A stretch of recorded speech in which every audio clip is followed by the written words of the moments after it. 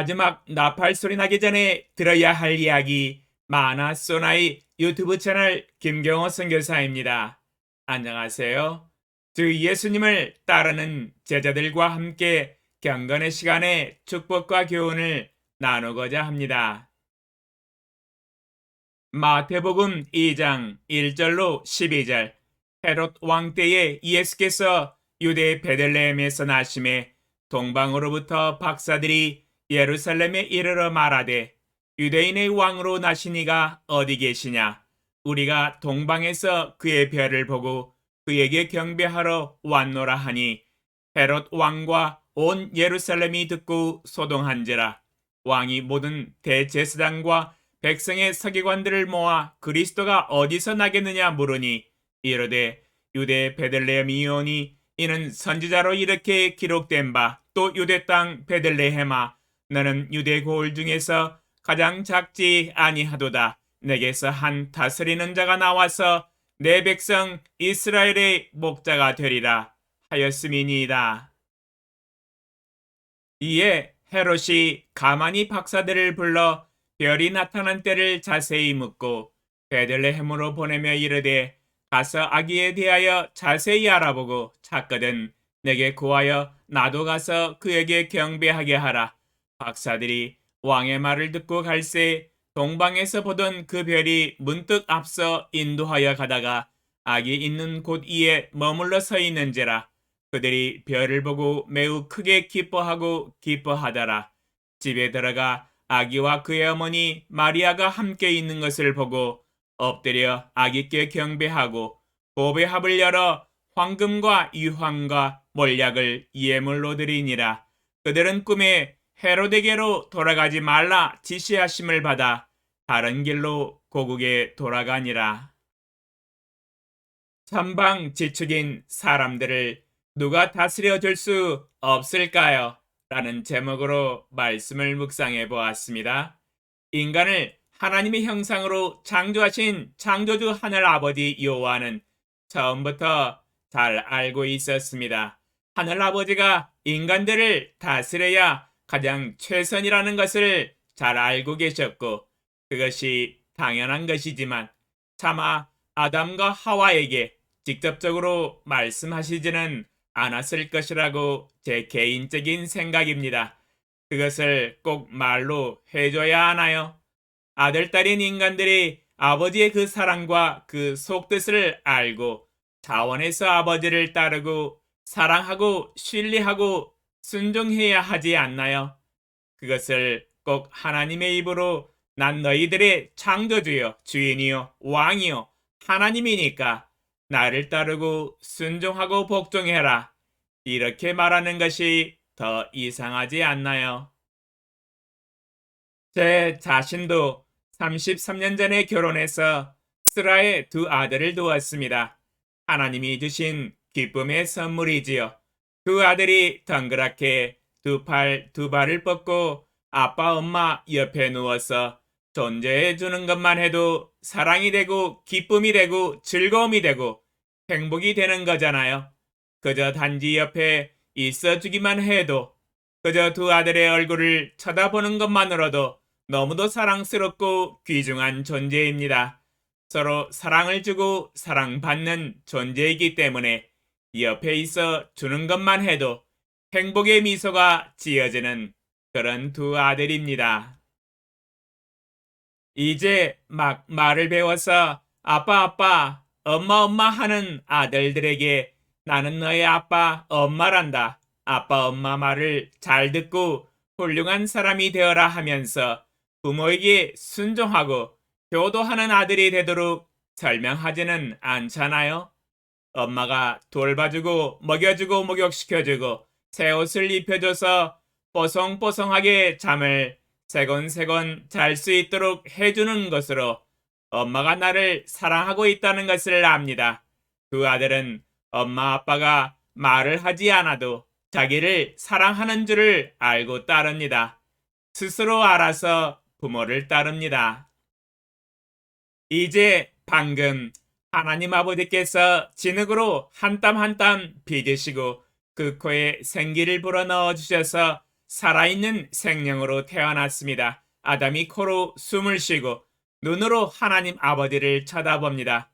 정말 예쁜 눈망울입니다. 창조주 하나님 아버지께서 그저 아담을 쳐다보기만 하셔도 예쁘고 아름다운 피조물, 하나님의 형상을 닮은 사람이 하나님 앞에서 움직이고 숨쉬고 말하는 것만으로도 즐거우셨을 것입니다. 스바냐 3장 17절에 고백을 하시지 않았을까요? 내가 이 땅에 태어나고 존재하는 것만으로도 기쁨을 이기지 못하겠고 너로 말미암아 즐거이 부르며 기쁘도다. 너를 잠잠히 사랑한단다. 그런데 여기에서 난 너의 창조주다. 너는 나의 말대로 순종하면서 살아야 한다라고 이야기하는 것이 멋졌고 좀 쑥스러운 이야기 아닌가요? 꼭 말이 필요합니까? 말하지 않아도 그저 눈빛만 보아도 소통이 되지 않나요? 하나님 아버지가 나를 사랑하고 그분이 나를 만드셨는데 그분이 우리의 주인이시여 그분을 따라야 하지 않나요? 당연한 것 아니겠습니까?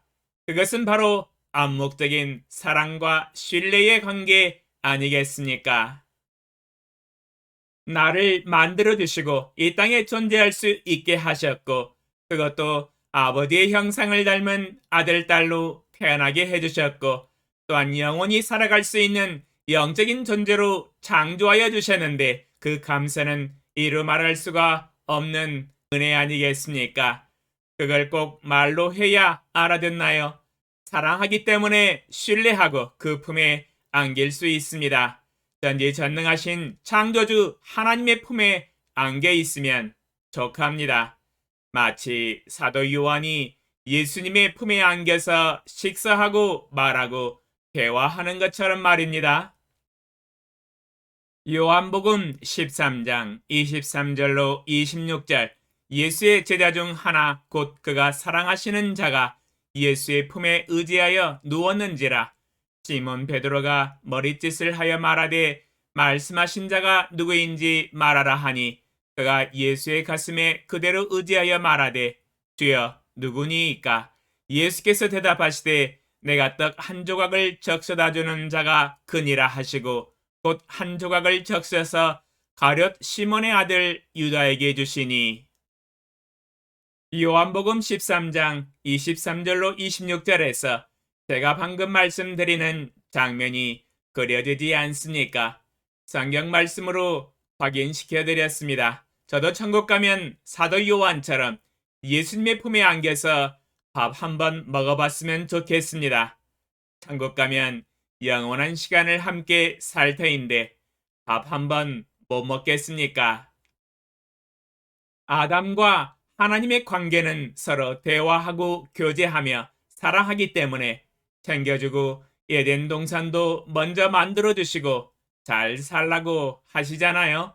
너무도 사랑하고 아끼고 존귀한 존재이기 때문에 아버지 하나님을 사랑해주면 하나님도 아담에게 고마운 마음이 있지요. 나를 사랑해 주어서 고맙구나 하시지 않겠습니까? 찬양해주면 더욱 좋지요. 기분과 기쁨이 업되지 않겠습니까?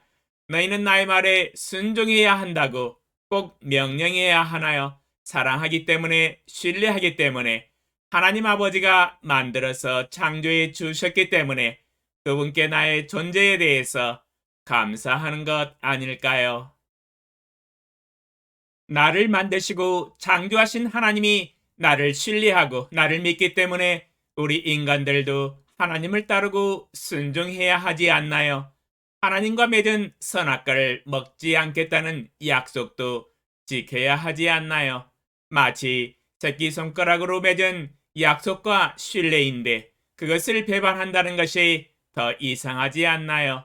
하나님을 신뢰하는 것을 의심하지 않았을까요? 그 신뢰를 의심했기 때문에 약속을 어기지 않았을까요? 아담과 하와는 하나님을 신뢰하지 못하고 독립해버렸습니다. 하나님께 주인 대접을 못해드렸습니다. 신뢰가 깨져버린 우리의 인생은 그 대가를 톡톡히 치렀습니다. 고생하다가 죽게 생겼습니다. 하나님이 약속하신 대로 죽었습니다. 독립을 외치던 인간들이 독립적인 생각과 욕망과 정욕으로 인하여 천방지축의 인생과 세계 역사를 만들어 버렸습니다. 정욕은 수많은 파괴와 죽음을 불러왔습니다. 압제와 혹사와 인격적인 모독을 일으켰습니다. 비참한 인생입니다. 인간이 인간을 다스리면서 너무 많은 문제점들을 야기시켰습니다. 역시 하나님이 인간을 다스려 줘야만이 천국이 됩니다. 인간이 다스려서는 천국을 만들 수 없지요. 하나님이 다스려야만이 그곳이 바로 천국입니다. 원래부터 인간을 하나님이 다스리셨어야 했습니다. 아담과 하와가 겸손히 하나님이 자신의 삶을 다스리시도록 자리를 내어 드렸어야 했는데 자신이 독차지하고 독립하여 스스로 자기 자신을 다스려 보려고 하였으니 그 결과는 참담했습니다. 인간이 인간을 다스려 보았자 지혜와 지식이 없고 분별력과 통찰력이 없어서 한계에 부딪힙니다. 거기에다가 불순종을 통한 죄악의 악한 본성이 영혼과 마음에 들어와서 자기 마음과 삶과 가족과 세상을 망쳐놓았습니다. 완전히 파괴되었습니다. 죄악에 쏘는 능력이 가히 가공할 만한 권세를 가지고 있습니다. 역시 우리 전능하신 하나님이 원래 가지고 계셨던 플랜 A대로 살았어야 했는데 플랜 B의 돌출적인 행동으로 인하여 우리 인간은 하나님의 통치를 받지 못하게 되었습니다. 하나님이 우리 인간을 다스려 주셨어야 아름답게 되며 모든 것이 질서를 지키며 정욕을 다스리며 겸손하며 사랑하며 충성하며 부지런하며 아름다운 인생을 살아갈 수 있었을 텐데 말입니다. 안타깝게 되었습니다. 하나님이 없는 우리 인생은 마치 천방지축 날뛰는 망아지처럼 다스려지지 않습니다. 누가 이 사람들을 다스려 주실 분 계실까요?